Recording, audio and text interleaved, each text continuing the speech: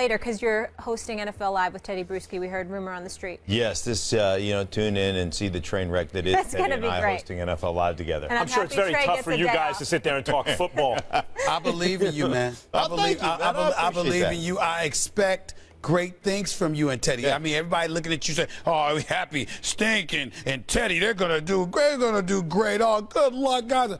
I expect greatness. I know how knowledgeable y'all are. I know you know your football. I love your style, your presentation. I expect greatness. The man hasn't slept in 4 consecutive days. I'll be watching. Now, you know what? Worst thing that happens is I could embarrass myself. I've done that my whole life. Yeah. So, I mean, I do it every day. They ain't gonna hurt me. Awesome. All right, Mark, let's get into it. How does the loss of Anderson impact the Broncos in the AFC? Interestingly enough, I mean, I don't know how long C.J. Anderson is going to be out. I mean, there's no telling right now. Some people are saying a couple of weeks. Some people are saying this is a season-ending injury. So we don't know at this point because of the meniscus repair. But I will say this. They made a move last week. They started Booker. Devontae Booker started for the Denver Broncos Monday night against the Houston Texans, and C.J. came off the bench. Now, C.J. is a bowling ball.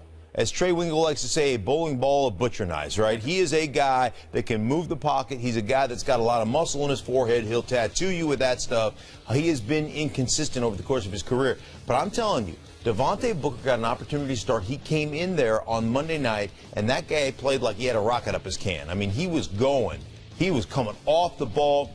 He set the tone. And what I liked the Denver Broncos, what they did, because their offensive line has struggled at times, their offensive line played pretty well after the first couple of series where they had a couple of penalties. They played pretty well, but the coaching staff developed wrinkles in their running game. It wasn't just straight wide zone left, wide zone right.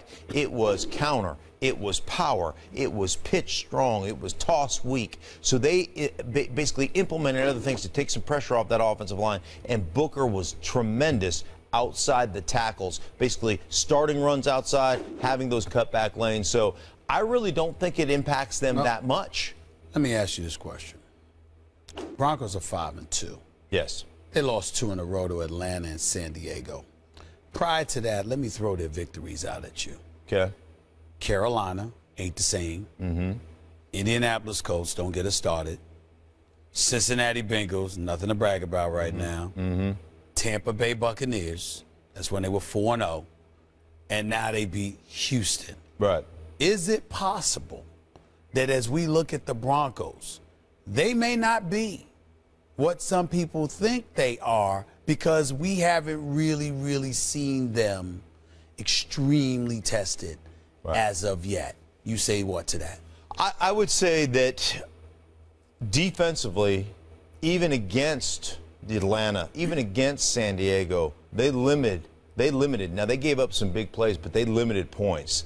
And they adjusted during the course of those games to actually play pretty good on the defensive side of the ball. There is no question that defensively they are talented. Here's the beauty. Sometimes, and I always say this, when I've won, I've never really learned anything about myself because I'm too busy patting myself on the back and telling me how great I am. It's when you lose, human nature, when you're winning, you don't look at the little things. As Herm says, you don't sweep the corners. Coach Herm Edwards all the time. You got to sweep the corners, right? And when you're winning a lot, sometimes you don't sweep the corners. And losses like that, for me, really made you look at yourself critically.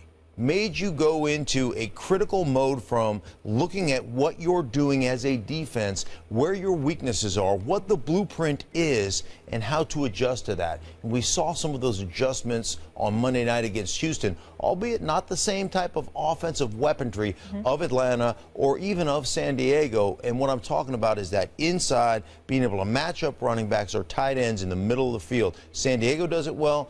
Atlanta can do that well. So in other words, I'm making Stephen A. Smith a better debater because he has to look at himself after all these losses every day. The corners? Yeah. Right. He does do some self-examination. Mark, they played the 2 best offenses in the NFL in consecutive weeks. And as you said, they didn't give up a whole lot of points. Right. But C.J. Anderson, to my eyes, and obviously they're not, the expert eyes that yours are, particularly with that team, by the way.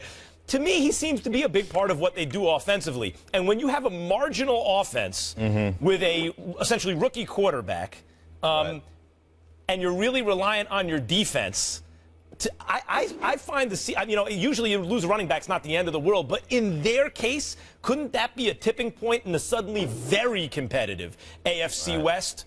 With the Raiders on the come up and the Chargers looking better than expected? So if we're talking out for the season, I think in the short term they'll be fine. I think Booker, there was a reason he started, because he's ready, because he gives them a little bit of wiggle, he gives them a little bit of a better outside attack, if you will. With that said, CJ off the bench was phenomenal last week. Monday night he was great. And when you talk to guys inside the Broncos organization, they'll tell you he's one of the smarter players they have, especially in pass protection. So that's going to be cause for concern long term. If he can't come back, what you really miss from CJ is at the end of the season, he always seems to get better. He always seems to get stronger, and he always seems to be the guy that becomes that battering ram toward the end of the season. So that's where I would be concerned. But in the short term, I'm not that concerned. Real quick question. With CJ being gone, A, what's that going to do to Trevor Siemian and what he's going to have to do? And B, what should we look at in terms of the AFC West as to whether or not Oakland and Kansas City can, usurp Denver? Right. I think there's a couple of different things. Now, for Trevor Siemian, it puts more on his shoulders. He's still essentially a rookie quarterback. But it puts more on his shoulders there's a lot of opportunities basically in a check with me package. If this, check to this. If that, check to this. That's how they run it in Denver. So it puts more of that onus on him to be able to recognize a bad play into a bad defense and be able to switch those. You saw him do it Monday night. I would expect him to have to actually take more of that weight upon his shoulders. So that's where Trevor Siemian comes on. That's really that's the biggest issue, I think. Puts more of the weight on Trevor Siemian, but it puts weight on everybody. When you lose players, it's always one of those things as an organization, you say we all have to step up. Are they still the best team in the AFC West? I think that they are defensively. You look at Oakland, they've got defensively, they're the worst in the league right now. In Kansas City, I still am concerned long-term offense if they can consistently win the big games with their offense. But it's a tight division. There's no question about that. Mark, thanks for being with us. We'll check you out on NFL Live. Have a wonderful weekend. It is a pleasure. You guys do the same. We'll see you next week. All right, let's talk a little Brady, shall we? Yes. All right. Go ahead. There's a huge NFL rematch this weekend as Tom Brady and the Patriots head into Buffalo looking for revenge for their Week 4 loss where the Bills won 16-0 at Gillette Stadium. The difference this weekend will be Brady. He missed the first matchup due to his 4-game Deflategate suspension. Stephen A., do you give the Bills a chance against the Patriots? No, I do not. Not at all. Not only did they beat the New England Patriots in their first meeting, they shut them out, okay? I don't think that's something that sat very, very well with the New England Patriots. I think that they're going to have a field day with Rex Ryan and his Buffalo Bills, particularly since we don't know about the availability of LaShawn McCoy because obviously he shouldn't have played last week. He was hobbled, and people felt that he might have taken a step back due to how he should not have been on the field and tried to play hurt last week. They dominated the New England Patriots in the first go-round. Tyrod Taylor didn't do that great of a job. 27-39 definitely was efficient. 246 yards, one touchdown, no interceptions. But Jacoby Brissett, 17-27, 205 yards. He was sacked 3 times. Wasn't that effective? Your leading runner, LeGarrette Blount, only rushed for 54 yards. They could not do anything offensively, even though Martellus Bennett did have a big game for them, 109 receiving yards in that game. I'm just of the mindset that with Tom Brady back, with Rob Gronkowski in full tow, he played that game. He had 1 reception for 11 yards against Buffalo. You really think that's going to happen to Gronkowski twice in the same against the same team in the same season? That's not going to happen. So I expect Gronk to get off. I expect Martellus Bennett to get off. I expect Tom Brady to get off. And by virtue of that, this defense that played pretty well against Buffalo, okay? I think they're going to have a field day. I expect a relatively lopsided victory. I think it's going to be tough for the first half, but I think New England will pull away in the second half and win by about 15. Do you remember before the first meeting between New England and Buffalo, we sat here, and Molly, you asked the very same question. does Buffalo have a chance? I asked it better this time. And do you remember your answer? I said no chance. Well, what did I say? I was wrong. Recall? A chance? Yeah. Oh, yeah. I gave him a good chance. No, I was wrong. Yeah. I was wrong. I give the Bills a good chance again. FPI, by the way, ESPN's very own, has it as 51-49, essentially as a toss-up. Now, true, they have Brady back, and that's not a small thing compared to a third-string rookie quarterback. Oh, no. But it better not be a small thing, because Rex Ryan's defense won 16-0. So you get 3 points. When odds makers do the odds, they do the spread, you get 3 points for being at home. Okay. That's a 6-point swing, because now they're playing at Buffalo. Okay. So that's like winning 22-0. If you were set, if you give them 3 and 3, that would mean that Tom Brady now has to be 3 touchdowns and a field goal better as an offense. You add Tom Brady, he has to be 3 touchdowns and a field goal better for the Patriots offense. Let me put you on pause with a question there. Yeah. You don't think Tom Brady could be 3 touchdowns better than Jacoby Brissett? Oh, no. But that's to win. That gives the Patriots a chance. We're asking here, do the Bills have a chance? Should the Patriots be favored? Yeah. I'll tell you why the Patriots should be favored.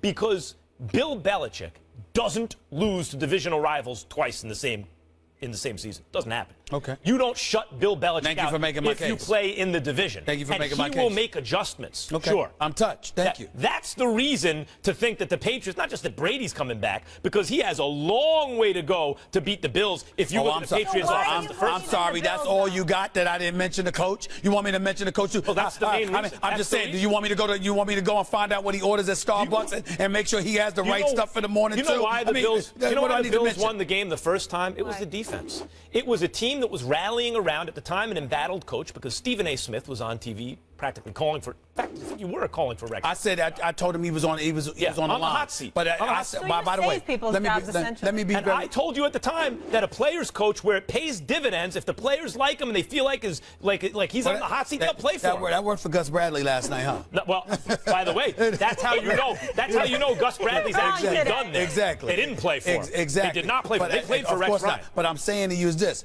Rex Ryan is still on the hot seat. Let me be clear. I haven't let him off because I don't give a damn if the Buffalo Bills win 11 games this year. I don't care if they go 11-5. If they don't make the playoffs, it will mark the 6th consecutive year that Rex Ryan has been a head coach and his team has missed the postseason. That is egregious for you to still remain a head coach. I have no doubt that he deserves to be a defensive coordinator. And by the way, even that's a question mark right now, because I don't know if you've noticed, not only did you fire your offensive coordinator, Greg Roman, and bring in someone else, and they've been 4-1 ever since. You also took away play calling duties on defense. You've left that up to Dennis Thurman. So let me get this straight. You got an offensive coordinator handling this business. You finally step back and let your defensive coordinator do the job instead of you trying to do it for him, even though you brought in your brother to help out. And I'm just saying, okay, if that doesn't get you to the playoffs, you've tried it every other way. Then you need to go. If you think the Bills don't have a chance, because here comes Tom Brady. That's what I believe. And now the defense That's what I believe. They're not going to shut him out again. That's what I believe. They don't have to shut him out. But as I mentioned, you got a lot of points to make up with Tom Brady in the offense, number one. Number two, the Bills on the season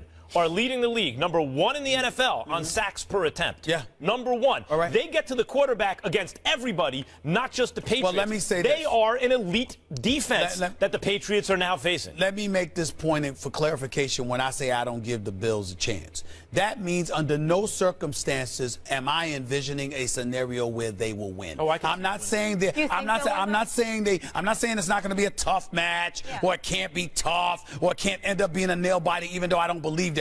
I am saying under no circumstances, I should say injury would be the one thing, but under no circumstances with Tom Brady and that crew on the field together against Buffalo do I